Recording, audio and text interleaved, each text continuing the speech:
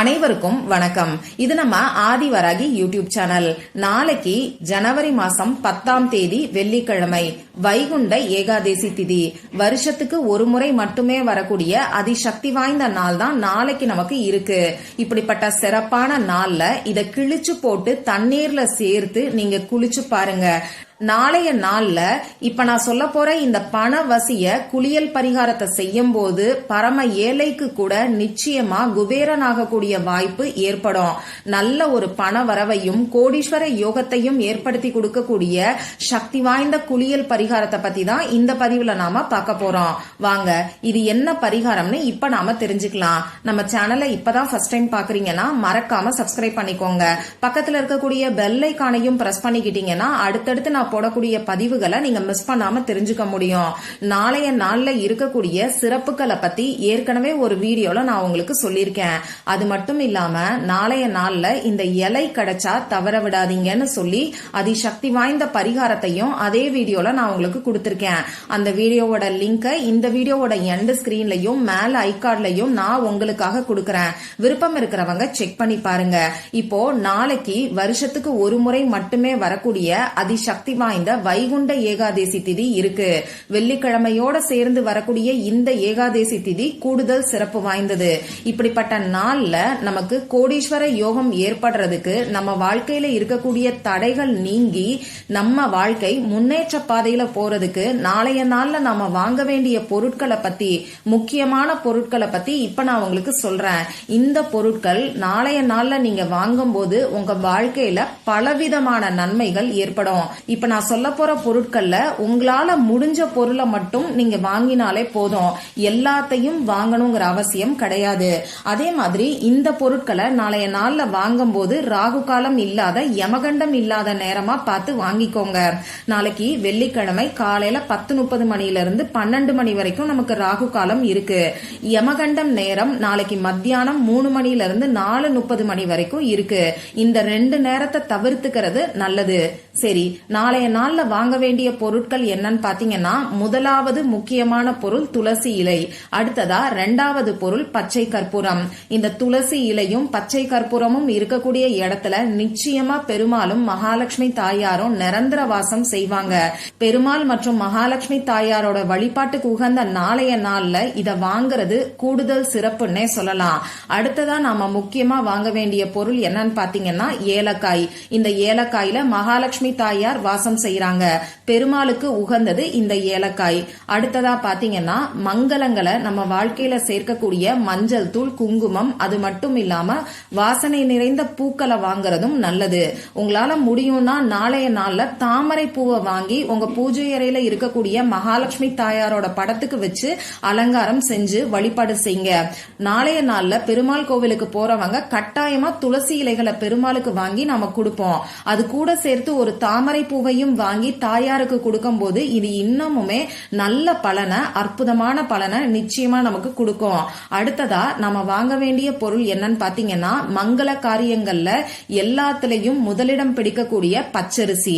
அடுத்ததா நம்ம வாங்க வேண்டிய பொருள் நம்ம வாழ்க்கையில இனிப்ப சேர்க்கக்கூடிய வெள்ளை சர்க்கரை. இப்போ நாளைய நாள் சுக்கிர பகவானோட வழிபாட்டுக்கு உகந்த நாளா இருக்கறனால வெள்ளை சர்க்கரை வாங்குறது நல்லது. ஒரு சிலருக்கு வெள்ளை சர்க்கரை சாப்பிடக்கூடிய பழக்கம் இருக்காது. இப்படி இருக்கிறவங்க வெல்லம் கூட நாளைய நாள்ல நீங்க வாங்கலாம். கல்கண்டும் நாளைய நாள்ல வாங்கலாம். அடுத்ததா நம்ம வாங்க வேண்டிய முக்கியமான இன்னொரு பொருள் என்னன்னு பாத்தீங்கன்னா கல்லுப்பு. இந்த கல்லுப்புல மகாலட்சுமி தாயார் வாசம் செய்யறாங்க. இந்த மாதிரியான விசேஷமான நாட்கள்ல கல்லுப்ப நம்ம வீட்டுக்கு நாம வாங்கி எடுத்துட்டு வரும்போது மகாலட்சுமி தாயாரே நம்ம வீடு தேடி வருவாங்க. இப்ப நான் சொன்ன பொருட்களை கடையில இருந்து வாங்கிட்டு வந்ததுக்கு அப்புறமா உங்க பூஜை அறையில விளக்கேத்தி வச்சுட்டு இந்த பொருட்களை ஏதாவது ஒரு கிண்ணத்துல கொட்டி உங்க பூஜை அறையில வச்சு வழிபாடு செஞ்சுட்டு அதுக்கப்புறமா நார்மலா நீங்க சமையலுக்கு பயன்படுத்திக்கோங்க. துளசி இலைகள் வாங்கிட்டு வந்தீங்கன்னா பெருமாளோட திருவுருவ படத்துக்கு அலங்காரம் பண்ணிக்கோங்க.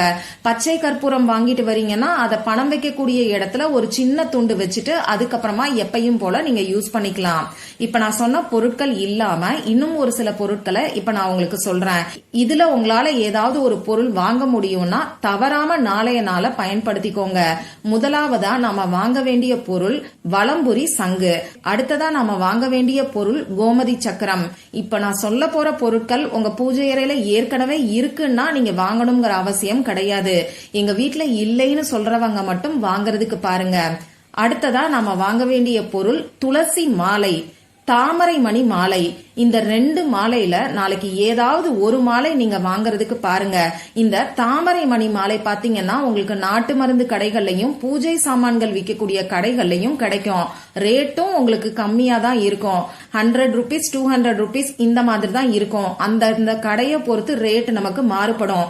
உங்களால முடியும்னா வாங்குங்க. துளசி விதையோட மாலை நாளைக்கு வாங்குறீங்கன்னா அத பெருமாளோட திருவுருவ படத்துக்கும், தாமரை மணி மாலை வாங்குறீங்கன்னா அத மகாலட்சுமி தாயாரோட திருவுருவ படத்துக்கும் போட்டு நீங்க அலங்காரம் பண்ணிக்கோங்க. இப்ப நான் சொன்ன இந்த சங்கு, கோமதி சக்கரம், துளசி விதை மாலை, தாமரை மணி மாலை, அது மட்டும் இல்லாம ஸ்படிக மாலை கூட நாளைக்கு வாங்கலாம். அடுத்ததா சந்தன மாலை நமக்கு கிடைக்கும்.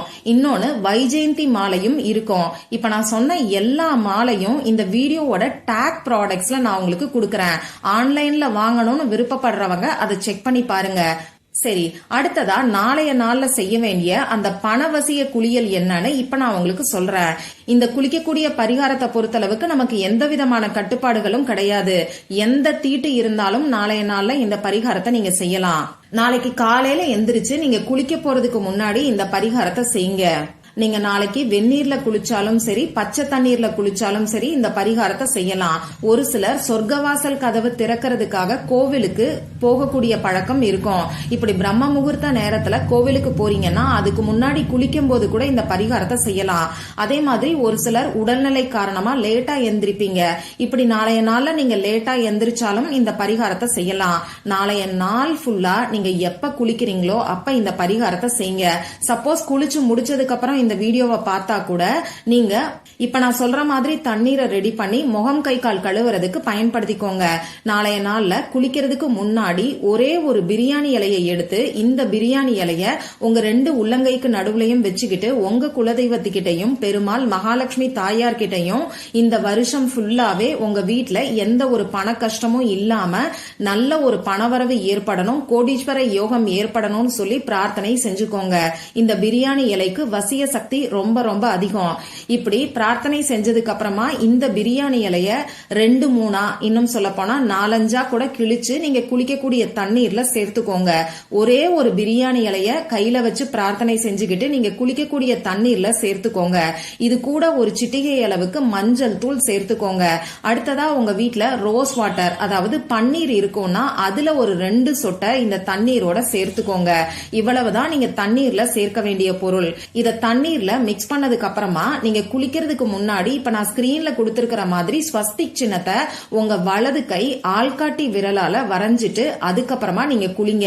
தலைக்கும் குளிக்கலாம், உடம்புக்கும் குளிக்கலாம். சப்போஸ் நாளைய நாள்ல நீங்க உடம்புக்கு மட்டும்தான் குளிக்க போறீங்கன்னா இந்த தண்ணீரை தலையில 3 முறை தெளிச்சதுக்கு அப்புறமா நீங்க உடம்புக்கு குளிங்க. இந்த மாதிரி நாம குளிக்கும் போது நம்ம ஆறா ஸ்ட்ராங் ஆகும். நம்ம ஆறா ஸ்ட்ராங்கா இருந்ததுன்னா எந்த ஒரு கெட்ட விஷயமும் நம்ம பக்கத்துல கூட வராது. நல்ல விஷயங்கள் எல்லாமே நம்மளை தேடி வரும். அதுலயும் இந்த பரிகாரத்துக்கு நாம பயன்படுத்தி இருக்கக்கூடிய பிரியாணி இலை பல மடங்கு பணத்தை நமக்கு நிச்சயமா ஈர்த்து கொடுக்கும். சரி, அடுத்ததா நாளைய நாள்ல மகாலட்சுமி தாயாரோட பரிபூர்ணமான அருள் கிடைக்கிறதுக்கு நாம செய்ய வேண்டிய இன்னொரு சக்தி வாய்ந்த பரிகாரத்தையும் இப்ப நான் உங்களுக்கு சொல்றேன். இதுவுமே பூஜை இல்லாத, வழிபாடு இல்லாத பரிகாரம் தான். ஆண்கள் பெண்கள் யார் வேணாலும் செய்யலாம். இப்ப நான் சொல்ல போற இந்த பரிகாரத்தை நாளைய நாள்ல நீங்க குளிச்சுட்டு வந்துட்டு அதுக்கப்புறமா செய்யுங்க.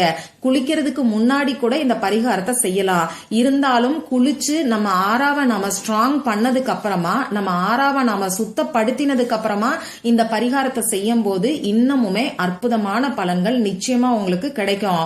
மகாலட்சுமி தாயாரோட எனர்ஜியை அட்ராக்ட் பண்ணி கொடுக்கக்கூடிய ஒரு பவர்ஃபுல்லான சிஜில் சிம்பல் பத்தி தான் இப்ப நான் உங்களுக்கு சொல்ல போறேன். இந்த சிஜில் சிம்பலை நம்ம கையில வரையறதுக்கு பேனா, sketch pen, marker, glitter pen, ball point pen இதுல ஏதாவது ஒண்ணு நமக்கு தேவைப்படும். ரெட் கலர்ல இங்கு வரக்கூடிய பேனாவை இந்த பரிகாரத்துக்கு நீங்க யூஸ் பண்ணிக்கோங்க.